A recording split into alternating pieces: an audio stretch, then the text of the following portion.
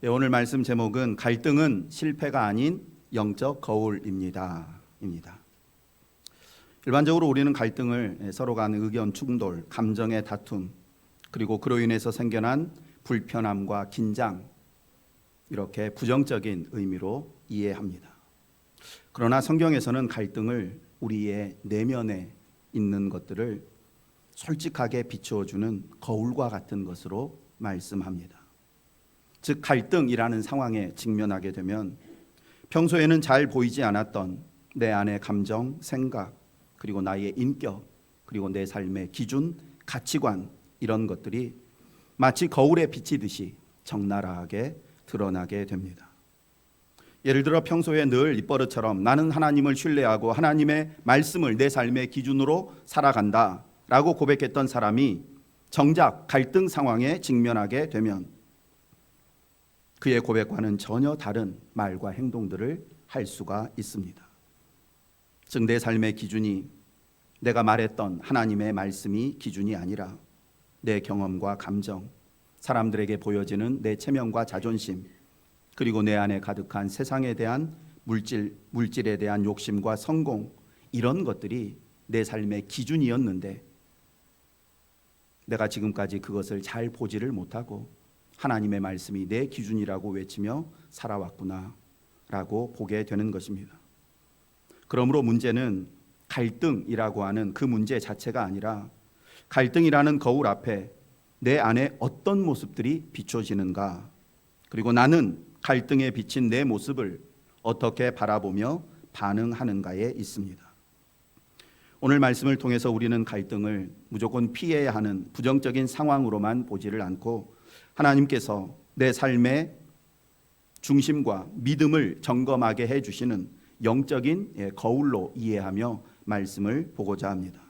그리고 왜 예수님께서 화평하게 하는 자는 복이 있다라고 말씀하시고 바울 사도는 할 수 있거든 모든 사람과 화목하라라고 권면했는지 이 갈등이라고 하는 현실과 연결해서 하나님 말씀 전하고자 합니다. 이 갈등은 의지를 지는, 그리고 사고의 능력을 가진, 그리고 사람들과의 관계 속에서 살아가는 인간의 삶에서 결코 피할 수 없는 현실입니다. 가정에서도 직장에서도 교회 안에서도 갈등이 생깁니다. 한 몸이라고 말하는 부부 사이에도 갈등이 생기고 나 자신보다 더 아끼고 사랑하는 자녀와 부모 사이에도 갈등은 생깁니다.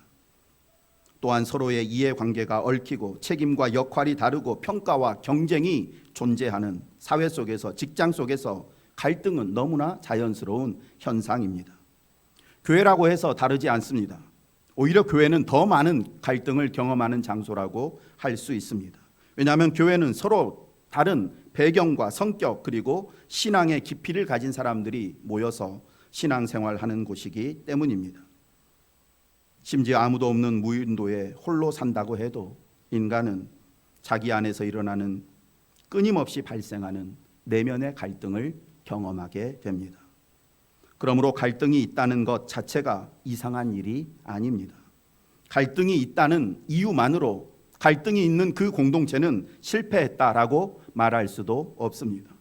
살아있는 존재, 유기적인 관계를 맺고 살아가는 모든 곳에는 갈등이 존재할 수밖에 없고 어떤 면에서는 갈등이 없다는 것, 그것이 문제고 이상한 것이라 할 수 있습니다. 일반적으로 사람들에게는 갈등에 대한 두 가지 오해가 있습니다. 갈등에 대한 첫 번째 오해는 믿음이 깊어질수록 갈등도 줄어들 것이다 라는 오해입니다. 신앙이 성숙해지면 웬만한 일에는 흔들리지 않고 사람들과도 부딪히지 않으며 모든 사람들과 편안하고 원만한 관계를 맺으며 살게 될 것이라고 생각합니다. 그래서 신앙생활을 오래 했음에도 불구하고 계속해서 갈등이 일어나면 아직 내 믿음이 부족한가? 내가 뭔가 잘못된 일을 하고 있는가? 내가 너무나 예민한가? 내가 참을성이 부족한가? 이렇게 자신을 자책하거나 아니면 갈등이 있어도 갈등을 겪는 나를 사람들이 이상하게 볼까 봐 갈등이 없는 것처럼 외면하고 피하려고 합니다. 그러나 성경은 믿음이 깊어질수록 갈등이 줄어드는 것이 아니라 오히려 우리의 삶 가운데 더욱더 분명한 모습으로 드러나게 된다고 말씀합니다. 왜 그럴까요? 믿음이 깊어질수록 내 삶의 기준이 하나님 앞에서 더욱 분명해지기 때문입니다.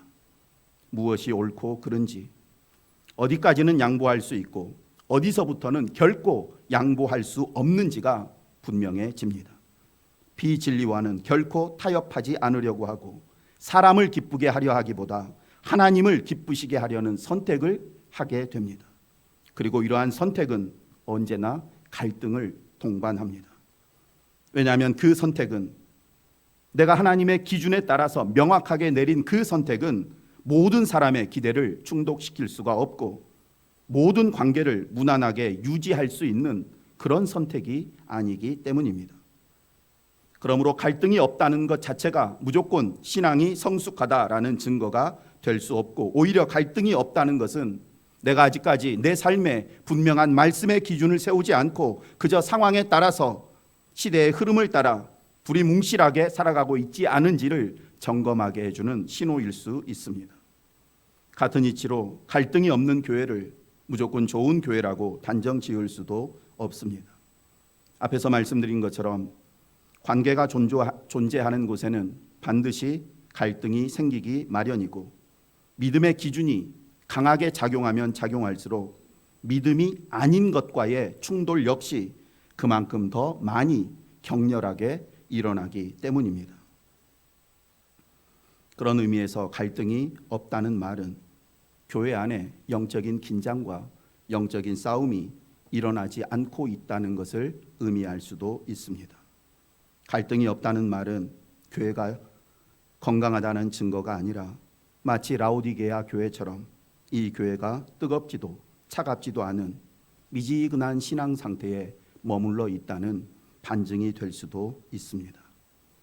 좋은 교회, 건강한 교회는 단순히 갈등이 없는 교회가 아니라 믿음의 길을 걷는 가운데 반드시 발생하게 되는 그 많은 갈등들을 이제 뒤에서 말씀드릴 예수 그리스도 십자가의 복음으로 화평하게 만들어가는 교회가 좋은 교회입니다. 갈등에 대한 두 번째 오해는 앞에서 말씀드린 것처럼 이 갈등이라는 것 자체를 부정적이고 나쁘고 제거해야 할 문제로만 여긴다는 것입니다. 그래서 갈등이 생기면 없는 것처럼 일단 덮어두려고 하고, 갈등을 드러내는 사람이 있으면 그 사람을 문제 있는 사람 취급합니다. 왜 굳이 지금 그런 얘기를 해서 분위기를 흐트리느냐? 왜 교회를 시끄럽게 만드느냐? 좀 참으면 안 되느냐? 네 안에 믿음이 없고 사랑이 없으니까 그런 말을 하는 것이 아니냐? 그러나 말씀드린 것처럼 성경은 갈등 자체를 나쁜 것으로 말하지 않습니다. 하나님께서 중요하게 여기시는 것은 우리 안에 갈등이 있느냐 없느냐가 아니라 어쩔 수 없이 생겨나게 되는 그 갈등 앞에서 우리가 어떤 반응을 보이며 그 갈등을 어떻게 처리해 나가느냐, 이것을 중요하게 여기십니다. 갈등은 우리 안에 없던 무언가 새로운 것을 만들어내는 것이 아니라 이미 내 안에 있었지만 평소에 잘 드러나지 않았던, 보이지 않았던 것들을 밖으로 드러나게 해주는 상황, 사건이 바로 갈등입니다. 평소에는 말도 부드럽게 하고 인내심 많은 사람처럼 보였던 사람이 갈등 상황 앞에서 갑자기 조급해지고 말이 거칠어지고 상대를 정죄하고 기도보다는 자신의 유불리를 먼저 따지는 모습을 보인다면, 그것은 이 갈등이라는 상황 자체가 그 사람을 그렇게 성급하고 거친 사람으로 만든 것이 아니라 갈등으로 인해서 이미 그 사람 속에 오래 깊이 자리 잡고 있었던 그러한 모습들이 갈등으로 인해 드러나게 된 것입니다. 그래서 갈등은 평상시에는 잘 보이지 않았던 우리 안에 여러 가지 감정, 생각, 가치관, 인격을 숨김없이 드러내 보여주는 영적 거울이다라고 말씀드린 것입니다. 그런데도 우리는 갈등이라는 상황 속에서 비춰지는 내 모습을 이렇게 합리화하려고만 합니다. 그 상황이 나를 이렇게 만들었다. 그 사람이 나에게 그런 말 하지 않았다면 나도 이렇게 반응하지 않았을 것이다. 누구라도 이런 상황이 처하게 되면 나와 같은 반응을 보였을 것이다.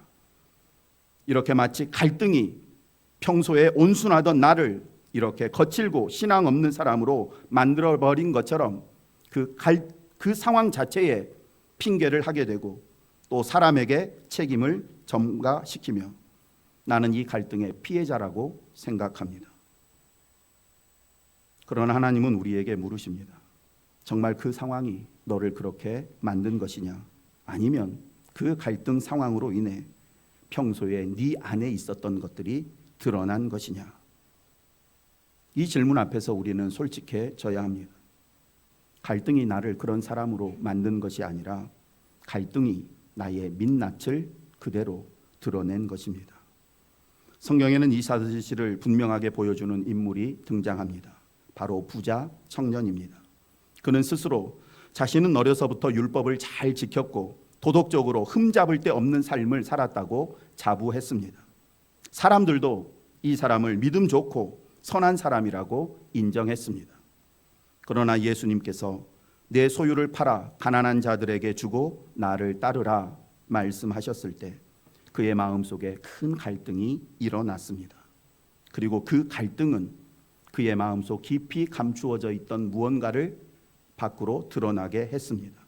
그것은 바로 그가 사실은 하나님보다 재물을 더 의지하고 있었고 진리를 따르는 것보다 자신의 소유를 지키는 것을 더 중요하게 여기고 있었다라는 사실이었습니다. 이처럼 갈등은 내 신앙이 어떤 기초 위에 세워져 있고 내가 지금까지 무엇을 위해서 신앙생활을 해왔는지를 보여주는 사건과 같습니다. 하나님께서 우리 삶에서 일어나는 갈등들을 즉시 제거해 주시지 않는 이유가 바로 여기에 있습니다. 갈등이라는 거울 앞에서 우리의 진짜 모습을 직면하게 하시려는 것입니다. 그래서 무엇이 잘못되었는지, 아직까지 내 삶에 무엇이 부족하고 내가 무엇을 내려놓고 무엇을 다시 붙잡아야 하며 어떤 부분을 바로 세워야 하는지 보게 하시고 그 과정을 통해서 하나님의 말씀이 내 삶을 다스리게 하시는 것입니다. 그러므로 갈등의 본질은 갈등 그 자체에 있는 것이 아니라 갈등이라는 상황 속에 나타내주는 내 표정, 내 모습, 그리고 그것을 보고 내가 어떤 반응을 하느냐 하는 것입니다. 왜냐하면 갈등 상황 속에 나타난 내 모습을 보고 내가 어떤 선택을 내리느냐에 따라서 갈등은 나를 더욱 바르고 건강하게 세워주는 은혜의 통로로 작용할 수도 있고, 아니면 내 안에 삐뚤어지고 잘못된 감정과 판단을 더욱 왜곡되게 만들고 나를 더욱 병들게 만들 수도 있기 때문입니다. 일반적으로 사람들은 갈등 앞에서 대체로 다음과 같은 두 가지 반응 중에 하나를 취합니다. 하나는 회피이고 하나는 공격입니다. 먼저 회피란 갈등을 분명히 느끼지만, 갈등을 인식하지만 말하지를 않고 별다른 반응을 보이지 않는 것입니다. 분명히 갈등으로 인해서 내 마음이 굉장히 불편하고 힘든데도 꺼내지를 않습니다. 괜히 얘기했다가 상황만 더 복잡해질까 봐, 그 사람과의 관계가 깨질까 봐, 지금 말해봤자 달라질 게 전혀 없을 것 같아서 그냥 덮어두고 넘어갑니다. 그리고 아무 일도 없는 것처럼 그렇게 행동합니다. 웃고 인사하고 예배드리고 맡겨진 사역들도 감당합니다. 그러나 속에서는 말하지 않은 감정, 표현되지 않은 서운함, 그리고 풀리지 않은 오해가 점점 깊게 쌓여갑니다. 무엇보다 갈등을 회피하는 것의 가장 심각한 문제는 갈등을 회피하면 잠시 동안에는 갈등이 사라진 것처럼 보여지게 된다는 데 있습니다. 그러나 실제로는 갈등을 회피한다고 해서 갈등이 사라지는 것이 아니라 오히려 우리 안으로 더 깊숙이 숨어든 것뿐이고, 그리고 내 안에 숨어든 이 갈등은 시간이 지나면서 더욱 단단해지고 왜곡된 모습으로 나타나게 됩니다. 우리의 마음속에서 계속해서 갈등을 일으킨 그 상황, 그 사람이 계속해서 생각나게 되고, 그래서 그 상황에 대한 왜곡이 일어나게 되고, 나도 모르게 그 상황에 대해서 과도한 해석을 하게 되면서 갈등은 점점 더 깊어지고 심각해집니다.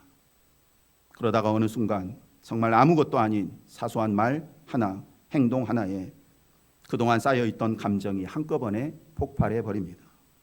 그리고는 우리는 이렇게 말합니다.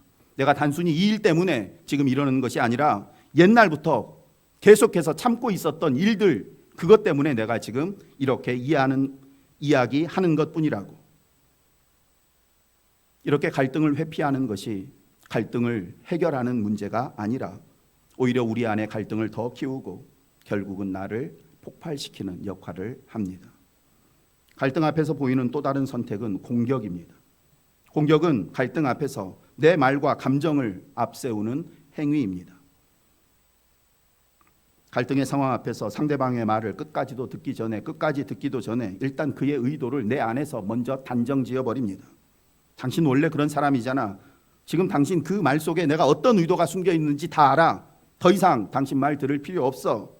이렇게 마음속으로 이미 단정을 내려놓고 자신의 말을 시작합니다.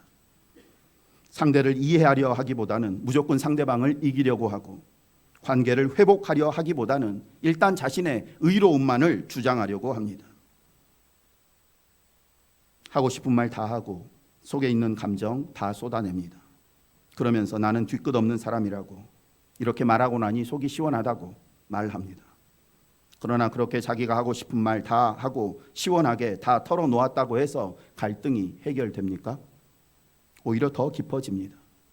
그 상황, 그 갈등의 상황에서 공격하는 마음으로 정제되지 않은 거칠고 과격한 말들로 인해서 감정의 골은, 갈등의 골은 더 깊어지고 서로 간의 상처는 더 악화됩니다. 이처럼 회피가 갈등을 모른 척 그냥 덮어주고 넘어가는 것이 내 안으로부터 그 갈등을 골마지게 만든다면, 공격은 갈등을 외적으로 공격하면서 서로 간의 관계를 갈기갈기 찢어놓아 버립니다. 그러므로 성도는 갈등의 거울 앞에서 회피나 공격이라는 이 두 가지 극단 중에 어떤 것도 취해서는 안 됩니다. 그렇다면 성도는 이 갈등을 만나면 어떤 반응을, 무엇을 선택해야 할까요? 갈등을 외면하지도 않고, 그렇다고 갈등을 감정적으로 막 밀어붙여서 해결하려고 하지도 말아야 한다면 도대체 어떻게 해야 할까요?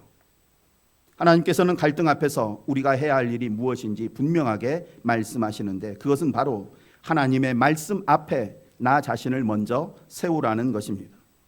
왜냐하면 그래야지 갈등의 거울에 비친 내 모습을 왜곡 없이, 숨김 없이 정확하게 볼 수 있기 때문입니다. 하나님은 갈등의 상황에서 우리의 시선을 갈등을 일으킨 그 문제나 상대방이 아니라 먼저 나 자신을 향하기를 원하시는데, 그렇게 하기 위해서는 우리가 반드시 하나님의 말씀 앞에 먼저 서야 합니다. 다시 말씀드립니다. 갈등을 만나면, 갈등 속에 처하게 되면 우리가 가장 먼저 해야 할 일은 상대방의 말과 태도, 의도를 분석하는 것이 아니라 갈등의 상황 속에서 내 속에서 일어나는 것, 내 밖으로 표현되는 이런 것들을 먼저 정확하게 볼 수 있어야 합니다. 그러기 위해서는 잘못한 갈등을 일으키는 그 상황에서 일단 벗어나서 하나님의 말씀 앞에 내 모습을 세워야 합니다. 갈등 속에서 보여지는 내 모습은 나를 왜곡시키고, 그때 나타난 내 모습을 앞에서 말씀드린 것처럼 어쩔 수 없었다, 저 사람이 먼저 원인 제공을 했다라고 계속해서 나를 합리화하는 모습으로만 나타나기 때문에 갈등 상황 속에서는 나 자신을 온전히 발견할 수 없고, 이 갈등의 거울에 비친 내 모습을 하나님의 말씀의 거울 앞에 비추어 볼 때 비로소 내 모습이 정확하게 이해되는 것입니다. 우리는 갈등이 생기면 즉시 하나님 말씀 앞으로 가지고 가서 갈등의 얼굴 속에, 갈등의 거울에 비친 내 모습을 바라보면서 이렇게 하나님 앞에 먼저 여쭈어야 합니다. 지금 내 안에 생겨난 이 감정이 하나님 보시기에 합당한가? 지금 내가 하려고 하는 이 말과 행동이 예수님의 삶의 방식과 부합한가? 이 상황에서 하나님께서 나에게 요구하시는 선택은 과연 무엇일까? 이것이 정말 나에게도 유익하고 교회에도 유익하며 하나님의 영광을 드러낸 길인가? 이렇게 하나님의 말씀 앞에서 거울에 비친 내 모습을 바라볼 때, 그때 우리는 우리의 모습을 바르고 정확하게 볼 수가 있습니다. 하나님의 말씀 앞에서 갈등 상황 속에 일어난 내 모든 감정들을 하나님 앞에 하나하나 이렇게 말씀드리고, 또 스스로 묻고 답하는 과정, 이것을 통해서 우리로 하여금 갈등을 회피하게 만들지도 않게 하고 공격적으로 반응하게 하지도 않게 만들어 줍니다. 하나님께서 갈등이 생겼을 때 가장 먼저 말씀의 거울 앞에 너 자신을 세우라 말씀하시는 이유는 분명합니다. 갈등은 상대방을 고치는 시간이 아니라 나를 돌아보게 하고 내 믿음을 점검하게 하는 시간이기 때문입니다. 결국 하나님의 말씀 앞에서 갈등의 거울에 비친 내 모습을 바라본다는 것은 거울에 비춰진 내 모습을 그대로 하나님 앞에 아뢰다는 의미입니다. 하나님, 지금 제 마음속에 이런 분노가 가득합니다. 지금 저는 너무나 억울하고 답답하고 화가 나서 숨이 막혀 죽을 것 같습니다. 상대방을 이해하려고는 하지만 도무지 그의 말과 행동이 이해가 되지 않습니다. 이것이 바로 갈등을 회피하지도 않는 것이고 사람 앞에 공격적으로 반응하지도 않는 것입니다. 우리가 이렇게 갈등을 가장 먼저 하나님께 가지고 가서 갈등의 거울에 비친 내 모습을 있는 그대로 하나님께 말씀드리면 하나님은 그런 우리를 책망하시지 않고 우리를 만지시고 다듬어 가십니다. 사실 하나님 앞에서 내 안에 있는 감정들을 솔직하게 보여지는 그대로 아뢰는 순간부터 우리를 향한 하나님의 치유와 회복의 손길이 작용한다고 해도 과언이 아닙니다. 그리고 그 과정 속에서 하나님이 나에게 뭐라고 분명하게 말씀하시지 않아도 앞에서 말씀드린 것처럼 여러 가지 기준들, 거울에 비친 내 모습이 찡그리고 화나고 분노로 가득 찬 이 모습이 예수님의 삶의 방식과 부합한가? 하나님 앞에서 그렇게 나타내면서 스스로 질문하는 도중에 이 갈등 속에서 하나님이 나에게 원하시는 것이 무엇인지 하나님의 뜻과 마음을 깨닫게 됩니다. 이제 한 가지만 더 살펴보고 말씀을 마치겠습니다. 이것이 오늘 설교에서 가장 중요한 내용이라고 할 수 있는데, 갈등의 순간 그 갈등을 회피하지도 않고 내 감정적으로 공격하지도 않고 하나님의 말씀 앞에 이 갈등의 거울에 비친 내 모습을 겸손히 내려놓으면 결국 어떻게 되는가? 결론을 먼저 말씀드리면 갈등의 순간 하나님의 말씀 앞에 자신을 세운 사람은 화평하게 하는 사람이 됩니다. 예수님께서 산상수훈에서 이렇게 말씀하셨습니다. 마태복음 5장 9절 말씀 함께 읽습니다. 화평하게 하는 자는 복이 있나니. 아멘. 이 말씀을 주의 깊게 보십시오.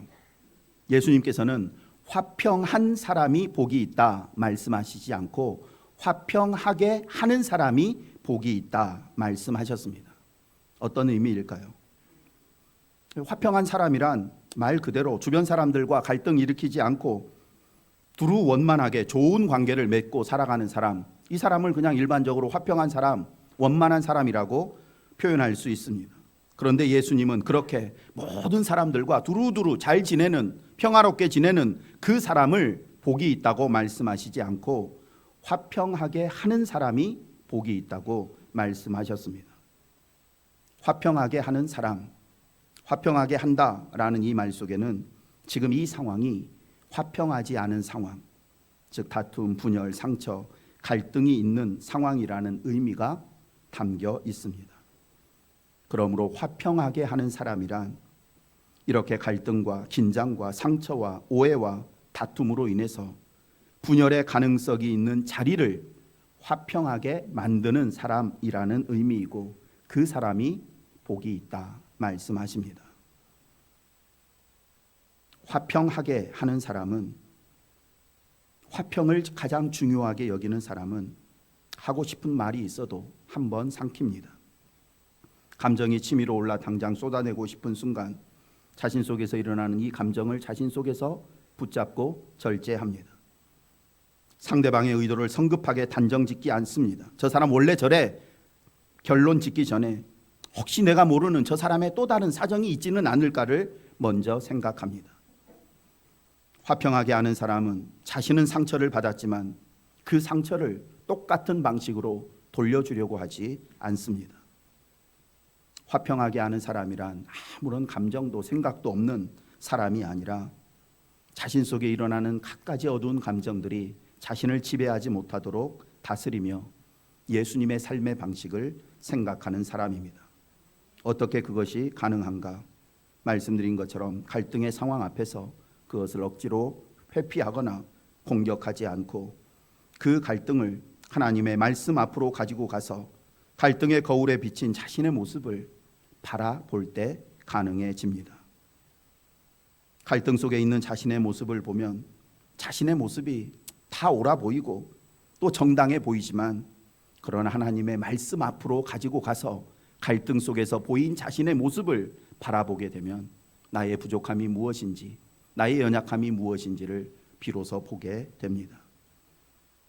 그런데 갈등 상황 속에서 그 갈등을 회피하지도 공격하지도 않고 잠시 멈추고 하나님 앞으로 가지고 나아가는 것, 화평하게 하는 사람이 되는 것, 대단히 어렵습니다. 왜냐하면 화평하게 하는 사람의 모습, 앞에서 말씀드린 것처럼 내 안에서 뭔가 계속 올라오는데 이것을 절제하고 붙잡고 밖으로 드러내지 않는, 이것은 우리의 본능과 역행하는 일들이기 때문입니다. 우리는 본능적으로 일단 나 자신을 보호하고 나 자신의 옳음을 막 드러내려고 하고, 그리고 억울하고 손해보고 비방받는 것들을 감당하지 않으려고 하기 때문입니다. 그러므로 화평이라는 열매는 반드시 자기 희생, 자기 부인이라는 이 토양에서만 자란다는 것을 기억하셔야 합니다.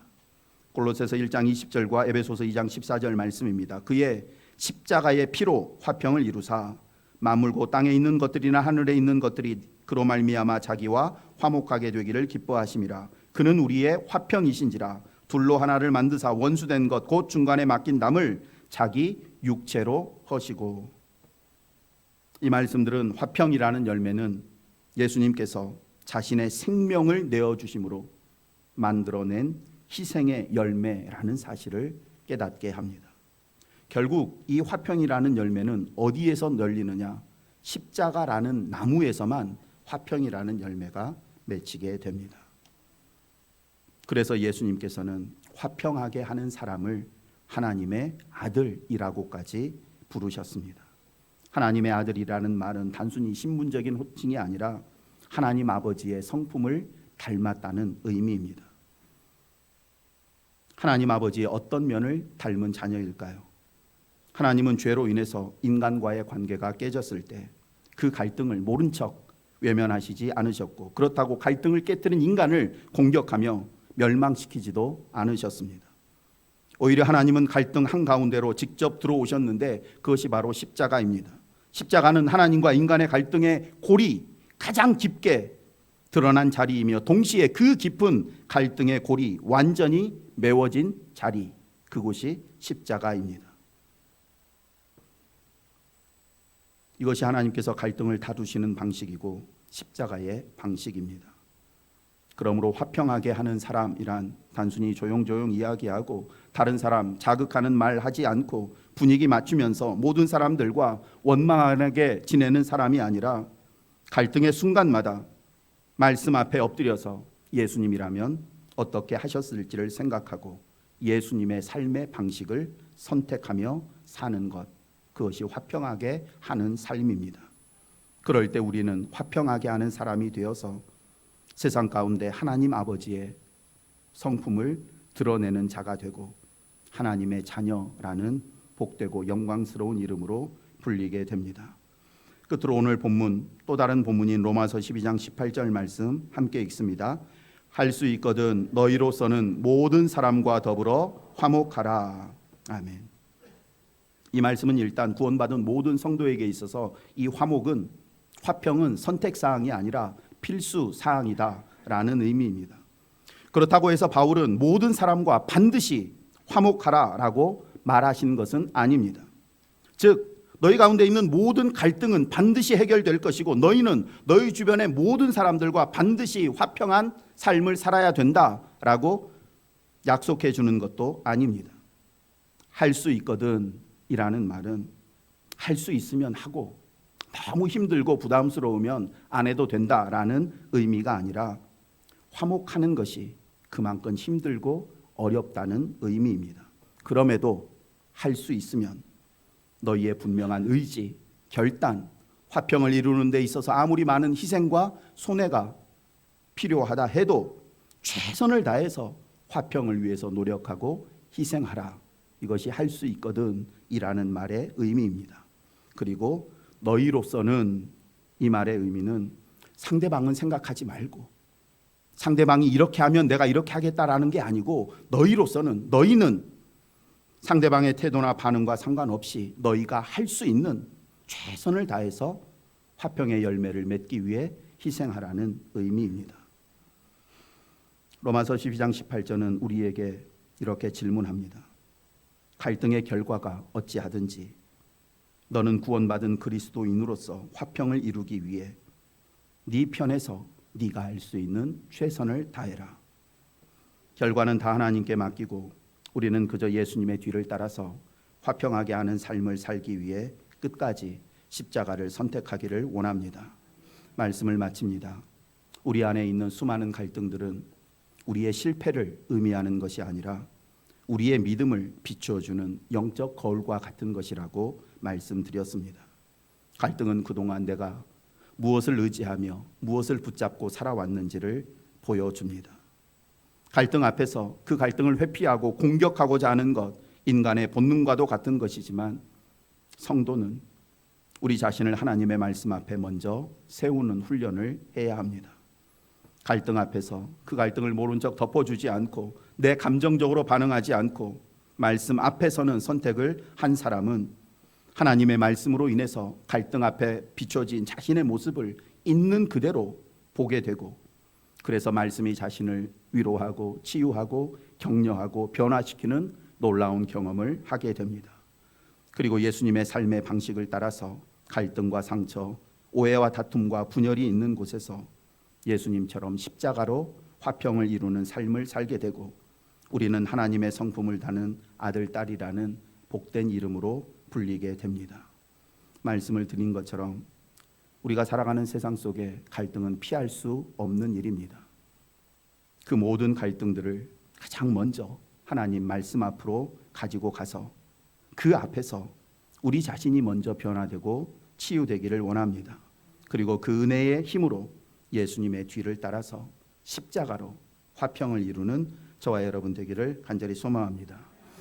은혜와 자비가 풍성하신 하나님 아버지, 저희가 그동안 갈등을 만날 때마다 그 갈등을 회피하거나 감정적으로 공격적으로 반응해 왔는데, 오늘 말씀을 통해서 갈등이 생기면 즉시 그 모든 것을 하나님의 말씀 앞에 세우라고 들려주셔서 감사합니다.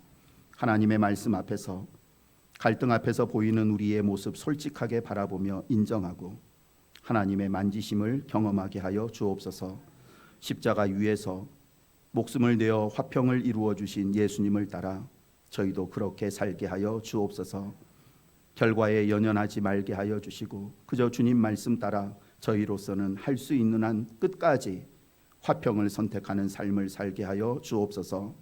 올 한 해 저희가 처하게 될 모든 자리에서 갈등을 화평으로 바꾸기 위해 십자가 지는 삶을 살기로 다짐하며 예수님의 이름으로 기도드립니다. 아멘.